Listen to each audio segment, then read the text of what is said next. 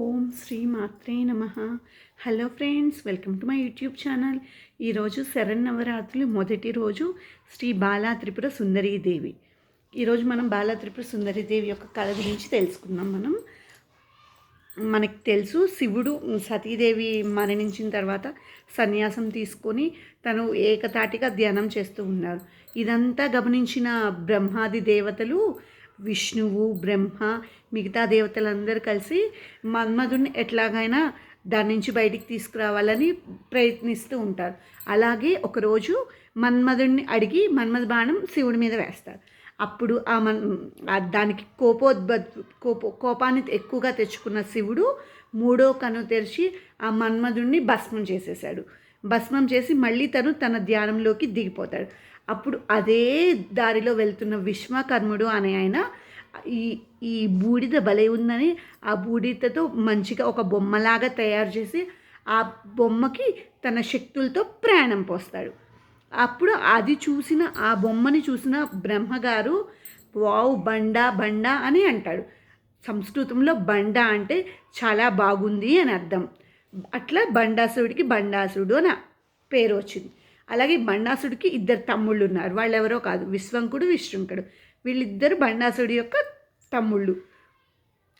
ఇది ఇలా ఉండగా వీళ్ళ ముగ్గురు కలిసి రాక్షసులదే రాజ్యం కావాలని అనుకుంటూ భూలోకానికి ఒకళ్ళు, పాతాళలోకానికి ఒకళ్ళు, అన్ని దేవతాలోకానికి తిరుగుతూ ఒకళ్ళే పురుషుల్లో పురుషత్వం లేకుండా, స్త్రీలలో రతి ఇది లేకుండా చెయ్యండి అని చెప్పి అప్పుడు మనదే రాజ్యం అవుతుందని బండాసుడు తమ్ముళ్ళిద్దరికి చెప్పి పంపిస్తాడు.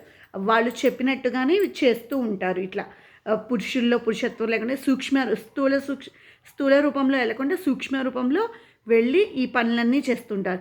ఇలా చేస్తూ ఉండగా అందరూ క్షీణించిపోతారు. మొహాల్లో నవ్వు కానీ ఏమీ లేకుండా అందరూ క్షీణించిపోతారు. ఇదంతా గమనించిన దేవతలు ఉంటారు కదా, దేవుళ్ళు, వీళ్ళందరూ కలిసి ఆలోచించి విష్ణువు దగ్గరకు వచ్చి, ఇది బండాసురుడు చేసింది, బండాసురుడు ఇలా చేశాడు, మరి మమ్మల్ని ఏం చేయమంటారు, మీరు బండాసుడితో పోరాడి మమ్మల్ని మామూలు స్థితిలోకి తీసుకురండి అని దేవతలందరూ వచ్చి విష్ణువుని అడుగుతారు. విష్ణువు అంటాడు, విష్ణువు శివుడి భక్తుడు. శివుడు అతనికి ఒక గొప్ప వరం ఇచ్చాడు. ఎవరైతే బండాసుడితో పోట్లాడతారో అతని సగం బండాసుడితో పోట్లాడే ఎదుటివాని బలం సగం అతనిలోకి వచ్చేస్తుంది. కాబట్టి విష్ణువు నేను చేయలేను అని చెప్పేశాడు. అప్పుడు విష్ణువు, బ్రహ్మ, మిగతా దేవతలందరూ కలిసి శివుడి దగ్గరికి వెళ్తారు. శివ, ఇదేంటయ్యా, బండాసుడిని ఎవరు చేస్తారు, ఇట్లా చూడు, దేవతలందరినీ ఇలా చేస్తున్నాడు, భూలోకంలో అట్లా చేస్తున్నాడు, మరి ఇప్పుడు మాకు ఏంటి గతి, నువ్వే మమ్మల్ని రక్షించాలి దేవుడా అని కోరుకుంటున్నారంట బ్రహ్మ, విష్ణువు, మిగతా దేవుళ్ళందరూ. అప్పుడు ఒక పెద్ద మహాయాగం చేస్తున్నారు. ఈ యాగం గురించి ఎవరికి తెలియకుండా ఉంటుంది.